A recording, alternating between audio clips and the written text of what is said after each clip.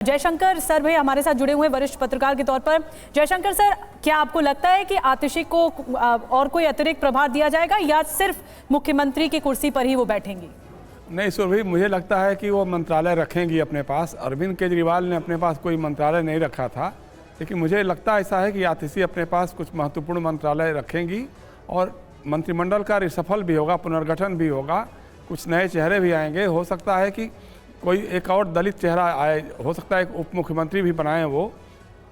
शिक्षा मंत्रालय का सवाल है तो मेरे ख्याल से अभी तो फिलहाल वो अपने पास ही रखना चाहेंगी और उसके बाद देखा जाएगा।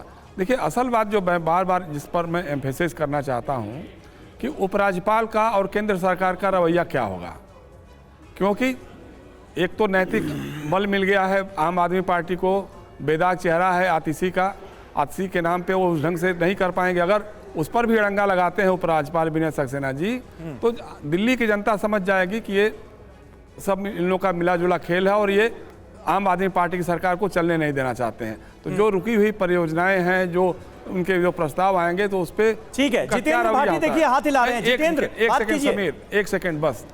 उसमें एक ही बात मैं कहना चाहता हूं, हमारे बड़े भाई रामकृपाल जी कह रहे थे कि शीला दीक्षित मुख्यमंत्री थी और भाजपा की केंद्र में सरकार थी जी। माफ कीजिएगा, उस समय अटल बिहारी वाजपेयी और लाल कृष्ण आडवाणी की भाजपा थी।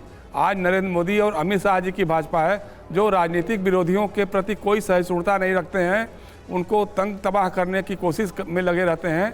वो चाहते नहीं किसी तरह ये सरकार चले। ठीक है, आप कह रहे हैं तब की भाजपा और थी, आज की भाजपा दूसरी है। बिल्कुल। जितेंद्र भाटी, बात कीजिए जरा।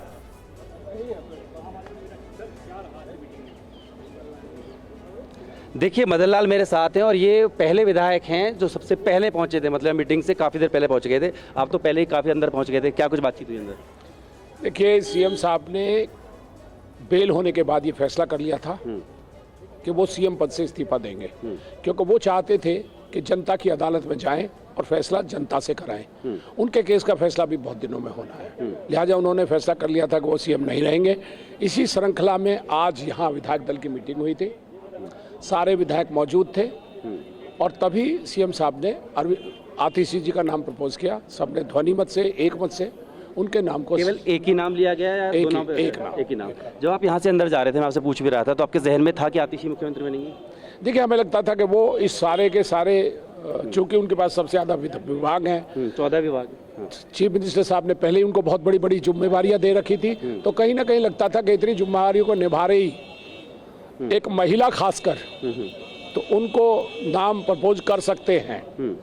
तो वो उन्होंने किया और मुझे लगता है कि सीएम साहब हमेशा जो फैसला लेते हैं वही जनता के हाथ में अल्टीमेटली सही माने साबित होता है। मतलब जी, आप राजनेता के साथ में कानून के जानकार भी हैं, तो ये बताइए कि दिल्ली के अंदर जो तकरार पहले चलती थी, क्या वो कुछ गतिरोध दूर होगा? देखिए, वो तकरार किसी और कारण से नहीं है, बल्कि केवल पॉलिटिकल कारणों से है। बीजेपी कतई नहीं चाहती कि आम आदमी पार्टी लोगों के भले करे। लोगों के भले नहीं होंगे तो लोग आम आदमी पार्टी से नाराज होंगे और नाराज होंगे तो शायद बीजेपी को उससे लाभ होगा। पर लोगों ने अपना मन बना रखा है, वो जानते हैं कि अरविंद केजरीवाल जी से ज़्यादा बढ़िया सरकार न कोई चला सकता है, न कोई फायदे की बात कर सकता है। आज लोगों के मन में जितना श्रद्धा अरविंद केजरीवाल जी के लिए है, उतना किसी भी लीडर के लिए नहीं है। और यही कारण है कि आम आदमी पार्टी ने दिल्ली के लोगों की भलाई के लिए जो काम किए हैं उसको कोई कम्पीट नहीं करता। यही कारण है कि घबराई हुई बीजेपी ने उनको जेल में भी डाला था। अच्छा, क्या बदल गया मुख्यमंत्री के हटने से, आतिशी के आने से? केवल श्रीमान अरविंद केजरीवाल जी का जो व्यक्तित्व है वो बदला है, उनमें जो ताकत है, जो ऑरा है। जी, जीत भाटी हमारे संवाददाता इस वक्त विधायक दल की मीटिंग खत्म होने के बाद आम आदमी पार्टी के तमाम विधायकों की राय ले रहे हैं और देखिए बीजेपी क्या सोच रही है। दिल्ली बीजेपी के अध्यक्ष वीरेंद्र सचदेवा ने आतिशी को लेकर क्या कहा है, आइए वो भी आपको सुनाते हैं। दिल्ली बीजेपी के अध्यक्ष वीरेंद्र सचदेवा हमारे साथ हैं। सर, आज अरविंद केजरीवाल ने नाम प्रपोज किया आतिशी का। आतिशी अब दिल्ली की नई मुख्यमंत्री हुई, अगली मुख्यमंत्री होंगी। पार्टी का मेकओवर करने की कोशिश कर रहे हैं अरविंद केजरीवाल, लेकिन भ्रष्टाचार के जो काले धब्बे इन सब के दामन पे लगे हैं, वो इस मेकओवर से चेंज नहीं होंगे। आम आदमी पार्टी ने दिल्ली को लूटने का काम किया है, भ्रष्टाचार किया है और चेहरा बदलने से इनका कैरेक्टर नहीं बदलेगा। दिल्ली की जनता उस भ्रष्टाचार का हिसाब मांग रही है। आम आदमी पार्टी करेगी एक महिला को मुख्यमंत्री बना रहे हैं, उनकी छवि जो है साफ रही है। तो हम तो कह ही रहे हैं ना, उनकी छवि को लेकर कह रहा हूँ। शिक्षा मंत्रालय खुद आतिशी देख रही थी, जवाब दे दें कि 9th क्लास में इसी वर्ष में 1 लाख बच्चे कैसे फेल हो गए, जिस शिक्षा क्रांति की बात करती हैं। 54,000 बच्चे 11th क्लास में कैसे फेल हो गए, उसका जवाब दे दें। अरविंद केजरीवाल के जिस घर को लेकर आप लोगों ने इतना प्रोटेस्ट किया था, अब अरविंद केजरीवाल अपना घर भी खाली करेंगे? देखिए, उस संपत्ति को, दिल्ली के लोगों के पैसे को लूट के वो घर बनाया गया है। वो घर खाली करेंगे या नहीं करेंगे, हम ये कह रहे हैं कि उस घर को जनता के लिए खोल के दिखा तो दें कि उस ऐश गांव में अरविंद केजरीवाल जिस 2 करोड़ के बिस्तर पर सोते थे, दिल्ली की जनता देखे कि उनके खून कमाई के पैसे को कैसे अरविंद केजरीवाल ने बर्बाद किया। तो वीरेंद्र सचदेवा को आपने सुना और लगातार प्रतिक्रियाएं सामने आ रही हैं। बीजेपी अब भी हमलावर है कि कोई फर्क नहीं पड़ेगा, लेकिन रामकृपाल जी, बीजेपी तो हमलावर है ये समझ में आता है, लेकिन कांग्रेस भी हमलावर है आम आदमी पार्टी पर। और संदीप दीक्षित को आपने सुना, वो कह रहे हैं कि अभी वही लूट वाली पार्टी होगी और कोई फर्क नहीं पड़ेगा अगर आतिशी आ भी जाती है तो सेम पैटर्न होगा। जी, अभी जयशंकर भाई कह रहे थे कि जब मैंने कहा था कि भाई बीजेपी की सरकार थी केंद्र में और शीला दीक्षित यहाँ पे कांग्रेस की थी, अच्छे ढंग से चला, तो जयशंकर भाई ने कहा तब वाजपेयी जी प्रधानमंत्री थे, तो इनका कहना था कि तब की बीजेपी में अब की बीजेपी में फर्क है जी। तो मैं ये भी कह रहा हूं कि तब की कांग्रेस और अब की कांग्रेस में भी फर्क है। अभी आपने देख लिया ना संदीप दीक्षित क्या क्या बोल रहे थे। तो सबसे बड़ी बात तो यह है कि अभी इंडिया अलायंस में ही जिस तरह से बीजेपी को अब कुछ करने की जरूरत नहीं है, फरवरी तक वो जिम्मेदारी अब कांग्रेस ने ले ली है। अभी से देख लिया आपने क्या क्या चीजें आ रही हैं, क्या क्या चीजें सुना रही हैं। तो मेरा ये कहना है कि देखिए, ये कोई नई बात नहीं है, दिल्ली को पूर्ण राज्य का दर्जा नहीं है, ये बात केजरीवाल जी राजनीति में आने के पहले से ही जान रहे थे। और कभी भी आप दिल्ली की तुलना उत्तर प्रदेश, हरियाणा या पंजाब से मत नहीं कर सकते हैं, और ये कोई नई बात नहीं है।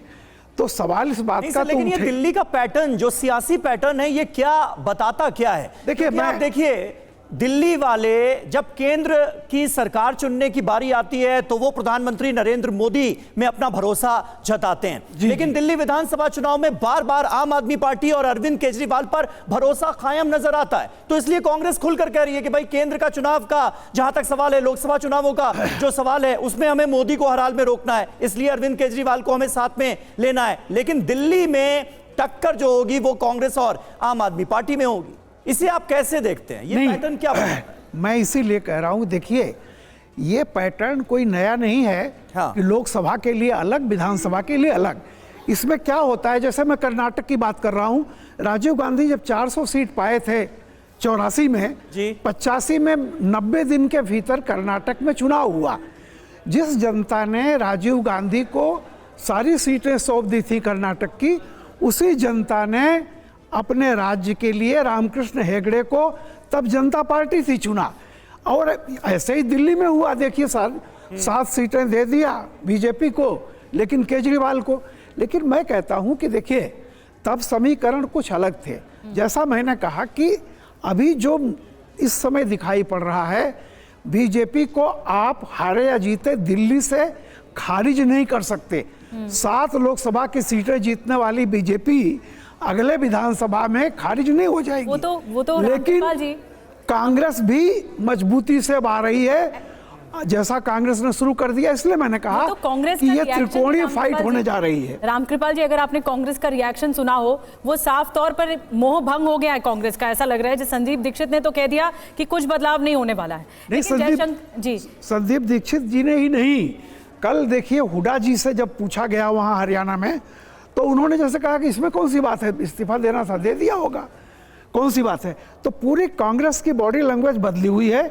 और कांग्रेस आज की तारीख में, कल क्या होगा मैं नहीं जानता, कांग्रेस बड़े पैमाने पर दिल्ली में वापसी करने वाली है। इसलिए मैं कह रहा हूं ट्रायंगुलर फाइट होगी।